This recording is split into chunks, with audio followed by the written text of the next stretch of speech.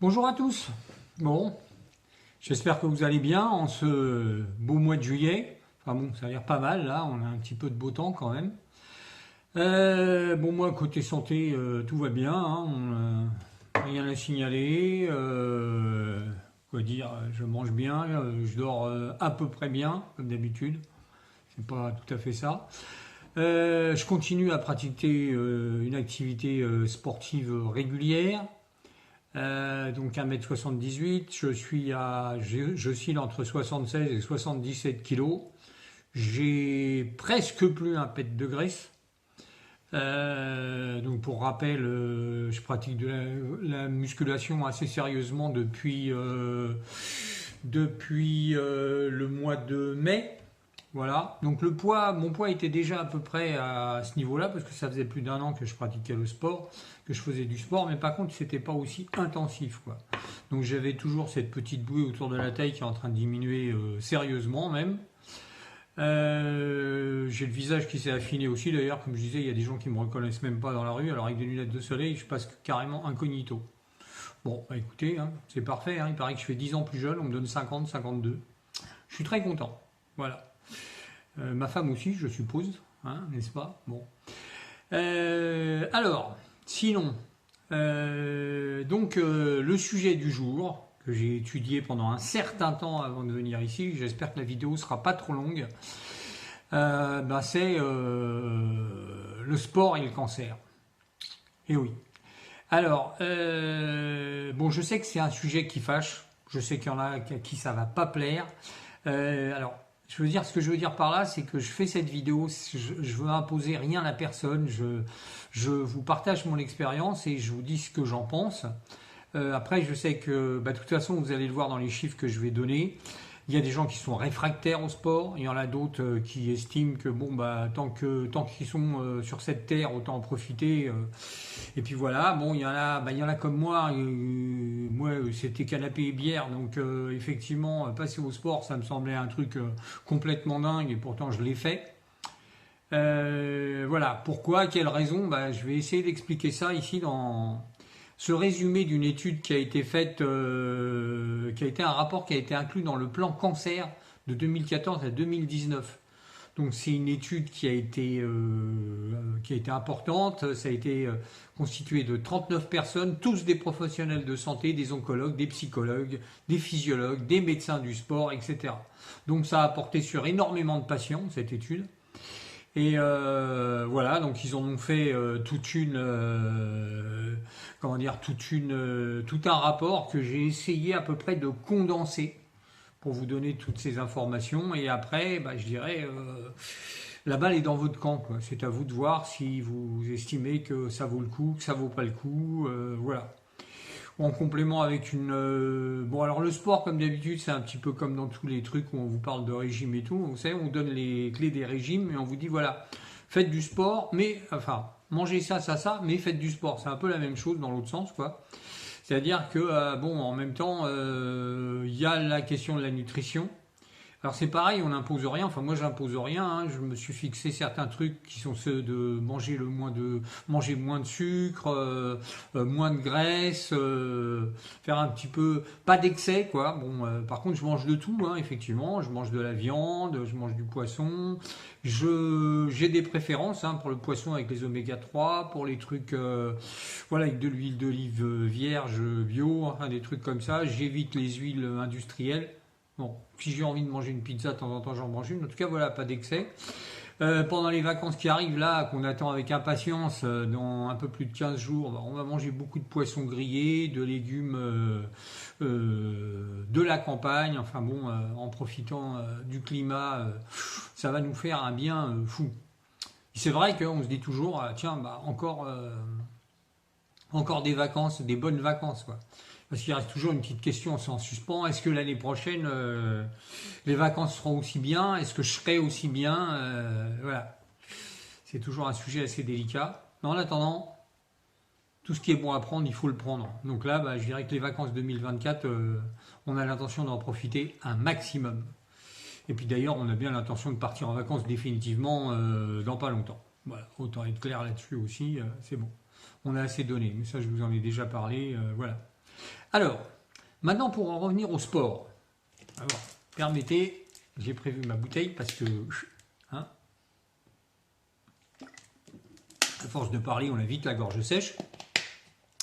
Alors, déjà, il faut savoir que, selon l'OMS, le manque d'activité physique est considéré comme le 4e facteur de risque de décès dans le monde et est la cause de 21 à 25% des cancers du sein et du côlon. Voilà, ça c'est juste pour donner un exemple.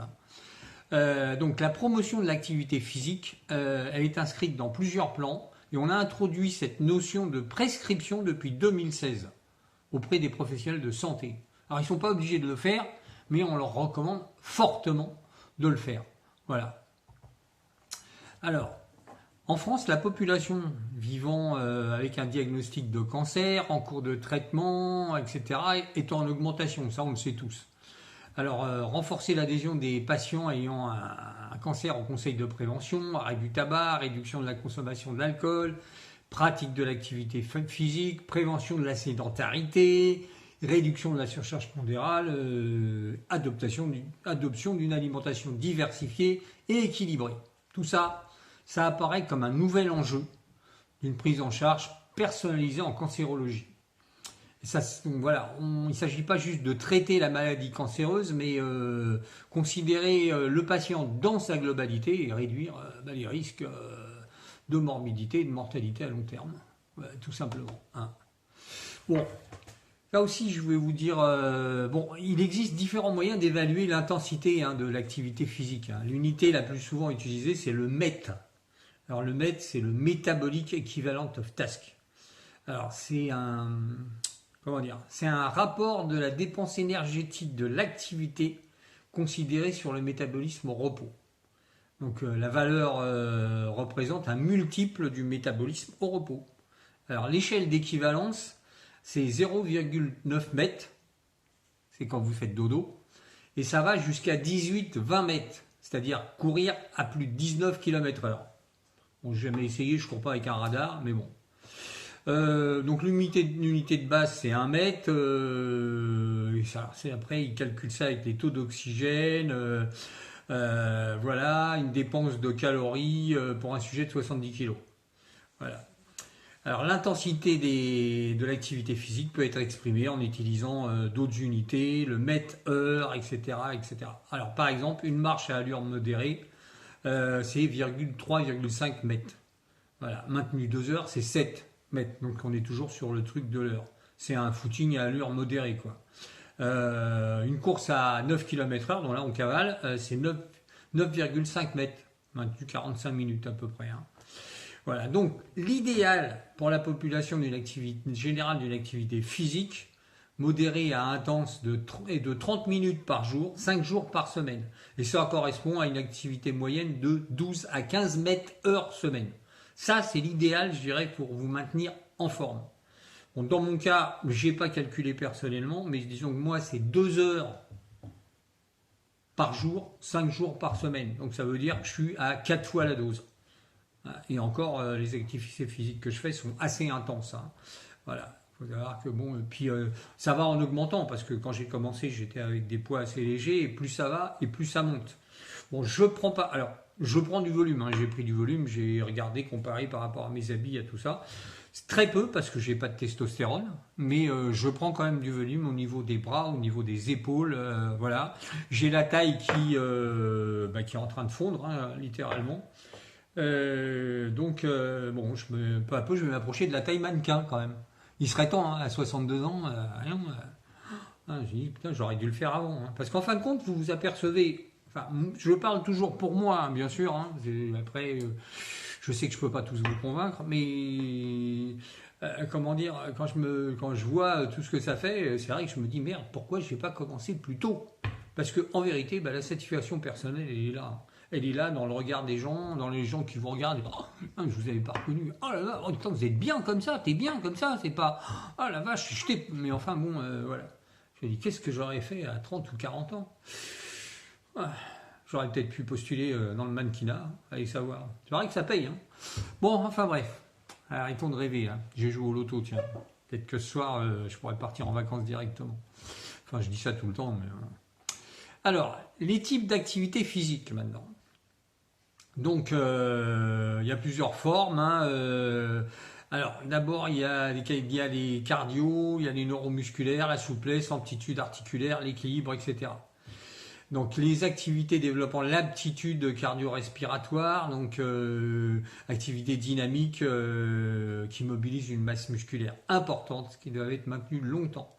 La liste des activités est assez longue, hein. On peut retenir la course à pied, la marche nordique, le cyclisme, le cyclotourisme, le ski de fond, l'aviron, la natation, le patinage, la montée des escaliers, etc. Donc ça demande beaucoup de résistance, hein.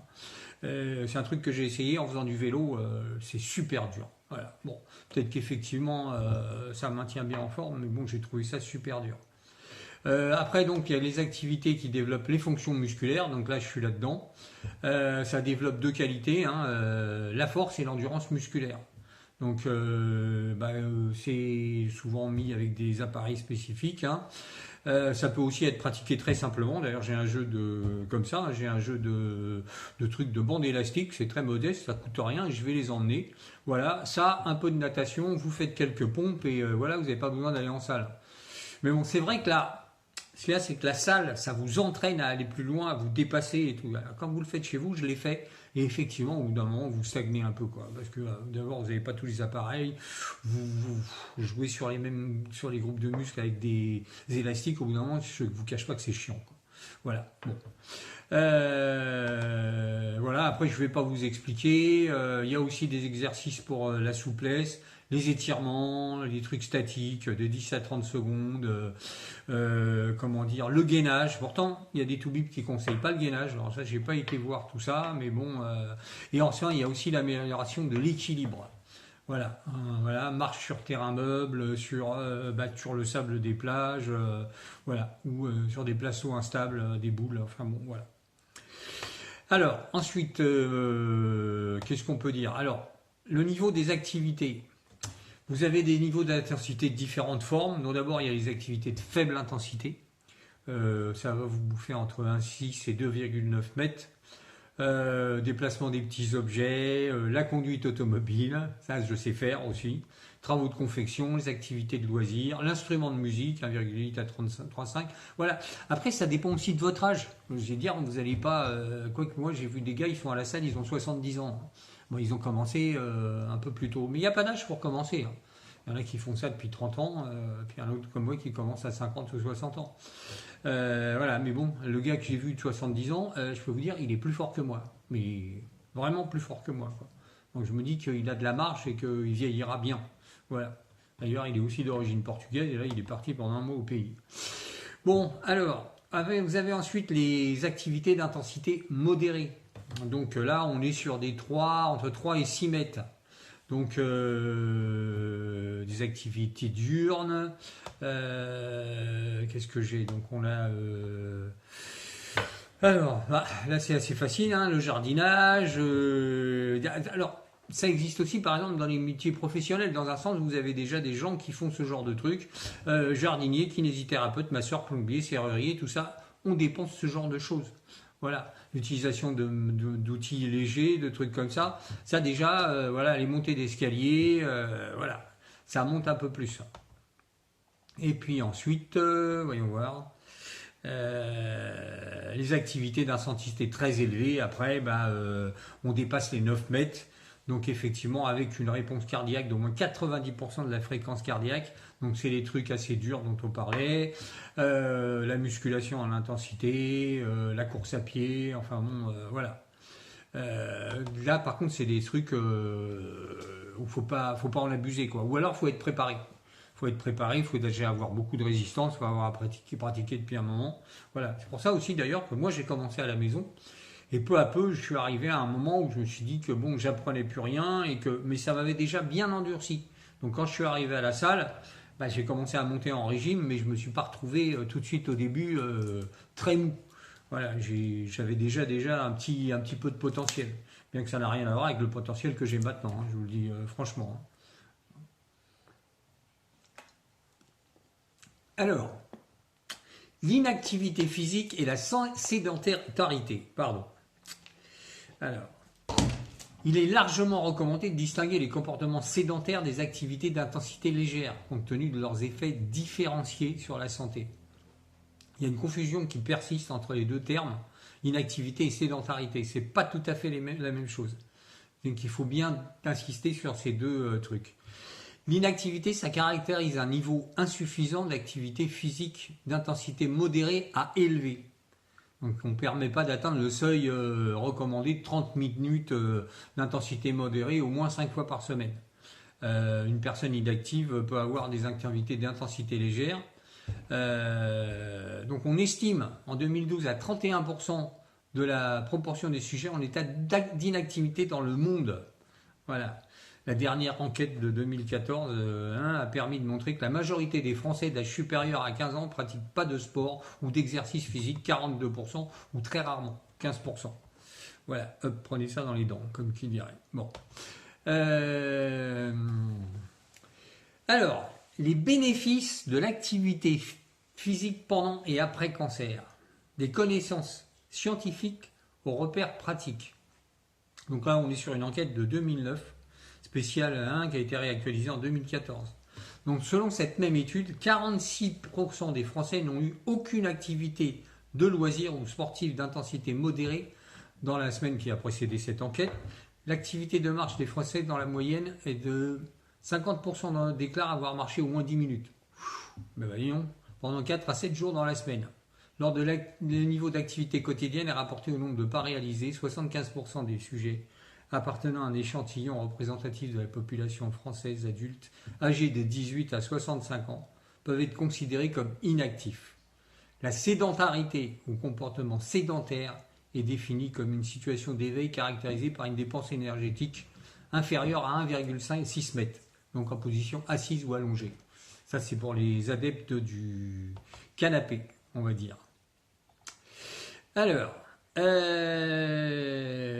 attendez, parce que j'avais trouvé un truc, si je ne me trompe pas, on est à nouveau dans la sédentarité. Non, c'est dommage parce que je voulais voir quelque chose. Je suis un peu perdu, j'en ai tellement noté. 73 patients, IRM, non, c'est pas ça. Je perds un peu de temps, mais je vous dis que franchement, il y en a tellement. Là, on est sur les cancers du sein et on est sur la fin. Voilà, non. J'arrive pas à retrouver, il y a un petit chapitre qui était important. Alors, l'hormonothérapie, voilà, on est à l'hormonothérapie. Non, je ne trouve pas, mais je me rappelle, du sujet en question. On parlait que sur les gens qui vont au Toubib et sur les conseils d'activité physique que leur donnent les Toubib, on prend sur une échelle de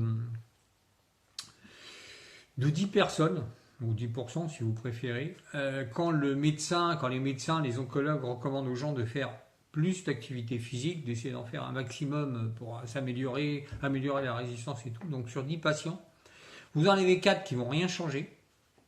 Vous en avez 6, alors je ne sais pas si c'est par désespoir de cause ou parce que d'un seul coup ils ont pu la niaque, je ne sais pas. Vous en avez 6 sur 10 qui vont diminuer les activités qu'ils faisaient. Voilà. Vous en avez un, s'il faisait du sport, 1 sur 10 qui ne va plus rien faire du tout. Et vous en avez un qui va augmenter son activité physique. Jusqu'à peut-être comme moi, aller jusqu'à la muscu, jusqu'à tout ça. 1 sur 10. 10% quoi. Voilà. Et pourtant, on recommande bien de faire du sport et tout. Alors, pourquoi ça? Je sais pas.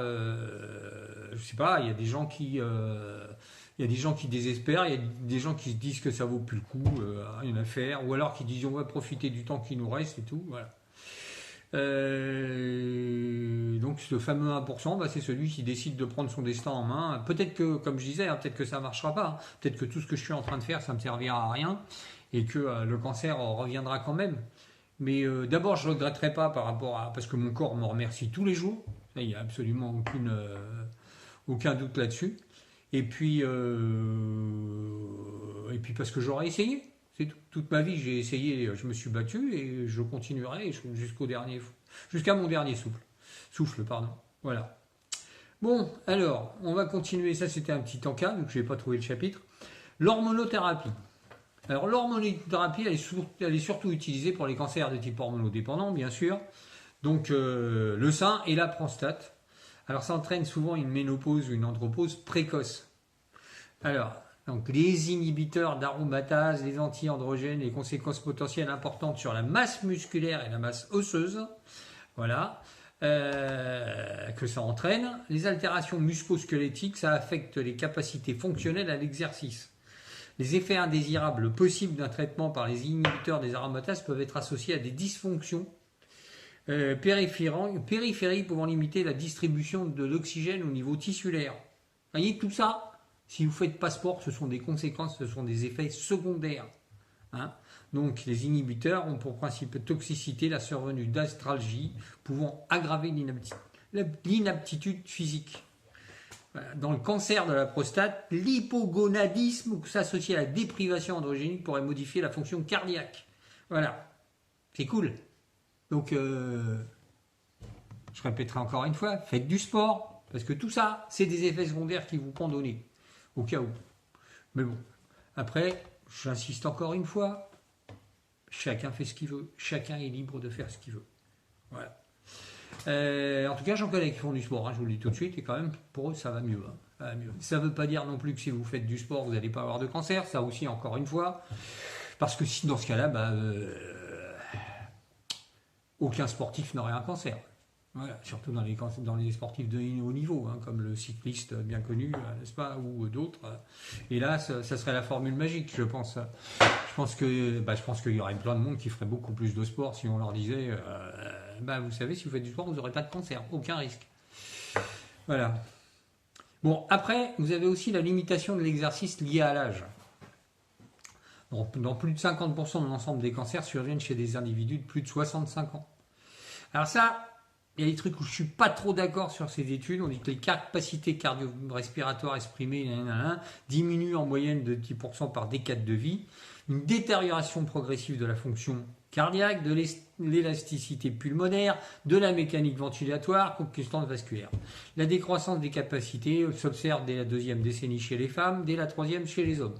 Bon, Enfin, indépendamment du cancer, 30 à 80% des patients âgés atteints peuvent présenter des comorbidités, diabète, une insuffisance, Donc, ce qui veut dire qu'en fin de compte, ce qu'on est en train de vous dire par là, c'est que faut pas trop forcer, quoi. D'accord, il ne faut pas trop forcer, mais il faut peut-être essayer faut essayer de voir déjà à quel point on va, parce qu'en fin de compte, je m'aperçois que j'ai énormément de résistance. Et pour l'instant, j'ai rien claqué, je me suis pas fait mal, et plus je vais en faire, et je sais que moins j'aurai de risque de me faire mal, de me claquer quelque chose et tout, parce que mon corps, en fin de compte, va s'habituer, et en s'habituant, il va devenir plus résistant. Voilà. D'ailleurs, il l'est déjà. Hein. J'ai mal nulle part, tout va bien et tout. Alors que vrai qu'ils me disent t'as pas peur de te faire mal et tout. Ben non, plus ça va et plus j'augmente, c'est que tout va bien. Et puis il y a aussi des règles à respecter. Vous savez très bien quand vous faites du sport, de la muscu, n'importe, votre corps à un moment, il va commencer à vous faire des signes en vous disant que attention, là t'es à la limite. C'est à vous de savoir vous arrêter. Et si vous forcez, il y en a qui forcent, j'en ai vu. Hein. Ils forcent, ils claquent. Hein. Faut être raisonnable, hein. Tout le monde, même les coachs le disent, hein. Ils disent attention, vous forcez jusqu'à tel point, quand vous savez que vous êtes limite, c'est pas la peine d'essayer de forcer plus, c'est là où vous allez prendre des risques. Voilà. On en revient encore, alors, c'est vrai qu'il y a des trucs qui se recoupent à chaque fois, et je les ai notés parce que j'avais des aspects intéressants. Ah bah tiens, il y a le fameux rapport d'ailleurs, l'inactivité et la sédentarité, donc on va revenir là-dessus. Donc chez les patients atteints de cancer, dans le cadre de nombreuses pathologies chroniques, l'incapacité fonctionnelle qui se constitue réduit le niveau d'activité physique quotidien jusqu'à atteindre un état d'inactivité physique et potentialise le temps passé en position assise en aggravant le comportement sédentaire. On revient encore une fois au canapé. Qu'est-ce que j'aime le canapé? J'aime bien en parler parce que je l'aimais énormément avant et maintenant... maintenant, moi, quand je m'assois sur le canapé, je me dis que je l'ai mérité parce que je me suis bien dépensé, quoi. Alors, donc, les études récentes ont permis de montrer que 48 à 74% des patients atteints de cancer ne suivent pas les recommandations de pratique d'activité physique. Voilà. Selon l'enquête française VICA N2, l'avis 2 ans après un diagnostic de cancer mené en France en 2012 auprès de 4349 patients atteints de cancer, parmi les personnes qui avaient au moment du diagnostic une activité physique régulière, domestique ou professionnelle, 6 sur 10 l'ont modifiée, 4 pour la réduire, 1 pour la stopper et 1 pour l'augmenter. Voilà. C'est tout. Les 4 autres, effectivement, n'ont pas changé voilà, qui avait une activité régulière. Alors après, intensive ou pas, bon, ça fait 4, il en reste 5, quoi. Mais en vérité, il n'y en a qu'un seul, qui suit les recommandations du Toubib. Et c'est là, effectivement, où je me pose la question. Alors, est-ce que c'est moi aussi, voilà, comme disait ma femme quand elle m'a parlé, de moi, on dit qu'est-ce qui vous a attiré chez lui, et elle a dit c'est sa volonté. Quand il veut quelque chose, il est capable d'escalader des montagnes. Et là, c'est pas dur, hein, quand le Toubib m'a dit que j'avais plus de chances de ne pas avoir de récidive si je faisais ça et ça et ça, je ne me suis pas posé la question. Hein. Je me suis pas dit, oh, ouais, mais ça me fait chier. Ouais, mais bon, c'est fatigant. Faut se lever le matin. Ah bah là, faut aller à la salle. Ah bah là, faut courir. Ah bah là, non, prendre des. Ah non, c'est pas possible. Non, je me suis pas posé la question. Voilà. D'ailleurs, je l'avais jamais fait. Hein. Entre ça, arrêter l'alcool sec et commencer à manger des trucs. Même ma femme qui connaît mon caractère, elle était étonnée. Quoi. Hein, d'ailleurs, c'est formidable, je me dis. À 62 ans, j'arrive encore à l'étonner au bout de 37 ans de vie commune. C'est peut-être pour ça que je suis encore là, d'ailleurs, et qu'on est encore ensemble. Je pense. Ouais. Bon, arrêtez de s'envoyer des fleurs. Alors, l'inactivité et les aspects psychologiques, très important, parce que ça aussi, on m'en a parlé. On m'a dit que, d'ailleurs, on parlait des sportifs, des gens qui pratiquaient du sport et qui avaient quand même eu un cancer. Même comme ça, ils en parlent aussi. Ils disent que le sport, même dans leur cas, il est très important. Il n'est pas important seulement pour le côté physique, il est aussi très important pour le côté psychologique. Voilà, parce que ça vous enlève du stress. Ça vous diminue votre taux de stress que le cancer vous apporte. Enfin, ça... Voilà, d'ailleurs, ils disent l'état psychologique du patient peut avoir un impact important sur sa mobilité, son autonomie et son niveau de pratique d'activité physique. D'un point de vue psychiatrique, les troubles anxio-dépressifs sont souvent associés à une réduction de l'activité, à une augmentation de la sédentarité. Ah oui, le gars qui fait rien en général, j'ai essayé pour vous, on boit du noir. Automatiquement. Si on reste chez soi à rien foutre, on boit du noir. Et on va à la cata, hein, tout simplement. Hein, parce qu'une fois, c'est-à-dire que vous commencez à dériver gentiment vers la dépression. Hein. Et la dépression, maintenant je sais un petit peu ce que ça fait, c'est pas bon. Hein. Maintenant je m'en éloigne largement, surtout que maintenant avec le sport et tout, tout va bien. Je suis comme ça. Je vais pas dire, en plus avec il n'y a qu'un truc, mais bon, ça, c'est vrai que j'en parle pas souvent parce que c'est un sujet qui peut fâcher et tout, mais que effectivement, là, la seule chose que je regrette, effectivement, n'est-ce pas, c'est le fait que j'ai plus de, comment dire, l'hormonothérapie enlève toute envie, toute activité sexuelle, et ça, c'est vrai que là, ça commence à faire presque 2 ans et ça commence à me manquer un petit peu pas mal. Hein. Voilà, mais bon, en même temps, comme ça vous coupe toutes les envies à ce niveau-là, donc en même temps, ça me manque pas trop, quoi. Voilà, ça me manque un peu et pas beaucoup, et un peu en même temps beaucoup. Voilà. Moi, comme j'ai eu la radiothérapie, il faut le savoir aussi, ça aussi, j'en ai parlé avec des patients qui, au bout des 3 ans, ils ont repris une activité tout à fait normale. Hein. Voilà, ça c'est pour ceux aussi qui désespèrent. Il faut le savoir aussi, au bout de 3 ans, 3 ans et demi, moi c'est 3 ans parce que j'ai les étigages et l'hormonothérapie, il y en a d'autres c'est 2 ans. Il faut savoir que ça revient. Hein. Faut pas non plus dramatiser là-dessus. Hein.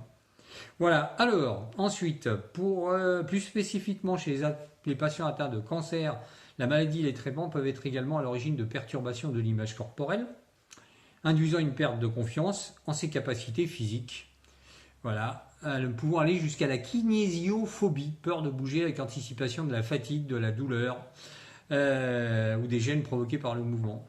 Donc là encore, il n'y a qu'un remède, je sais, c'est lourd, mais c'est le sport. S'il vous plaît, faites du sport. Et je ne suis pas tout bim, hein. Voilà. Alors, ensuite, un risque de déconditionnement psychosocial. Ah oui, dans le cas particulier de déconditionnement physique, il y a un risque aussi de déconditionnement psychosocial. Perte de confiance dans son corps, généralement l'altération de l'estime de soi.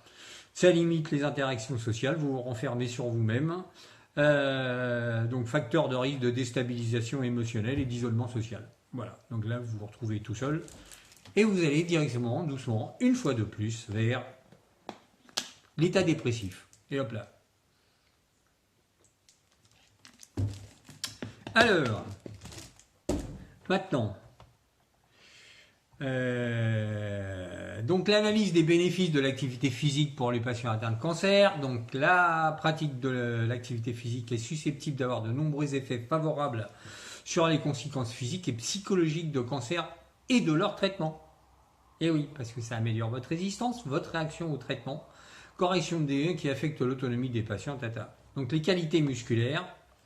Donc, dès que les bénéfices pour la santé de l'activité physique régulière ont pu être évoqués pendant les traitements, et dans la suite, des études cliniques se sont intéressées à l'évolution des propriétés musculaires que les programmes d'activité physique adaptés. Donc, parce qu'il y en a, vous pouvez passer par un coach, vous pouvez passer par des médecins du travail qui peuvent vous indiquer ce qu'il faut faire suivant votre âge, votre résistance et tout.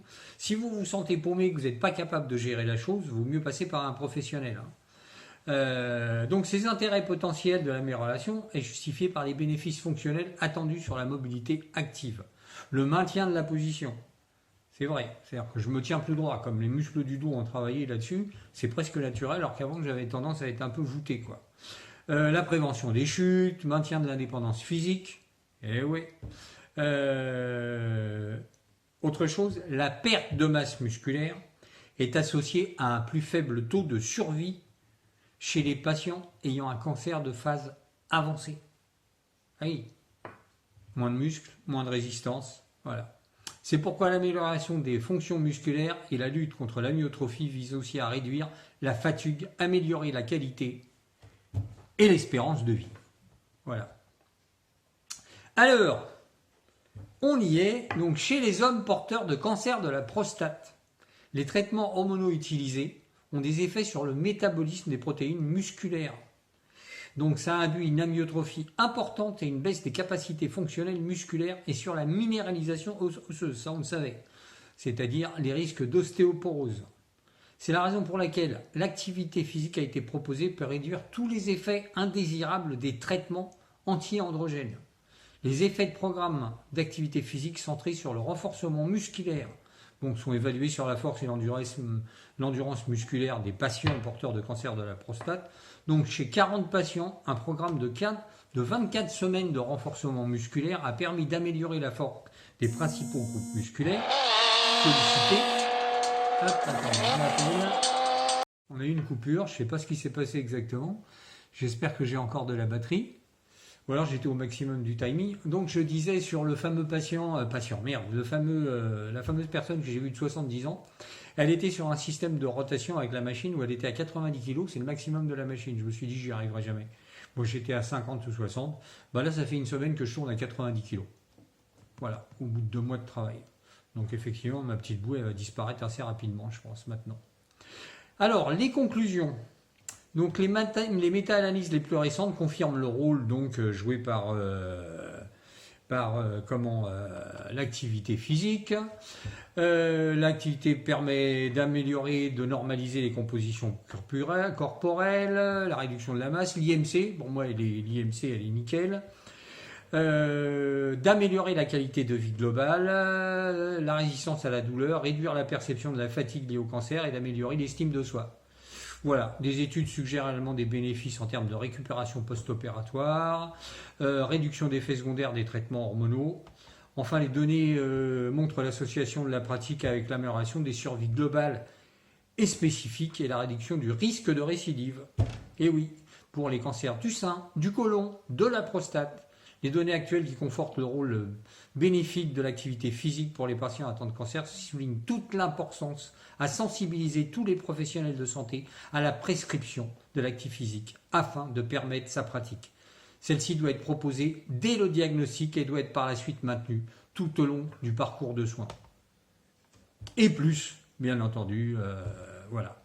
Par rapport à un état physiquement inactif et aussi sédentaire, toute pratique est bénéfice, avec des bénéfices attendus qui semblent corrélés à la quantité d'activité physique.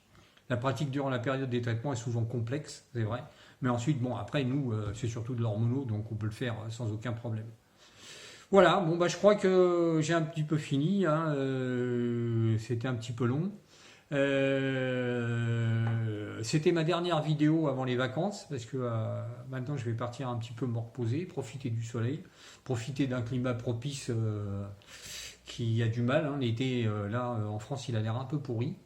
Mais j'espère que pour ceux qui partent pas, ils auront un bon mois d'août. Nous, en tout cas, on compte bien en profiter.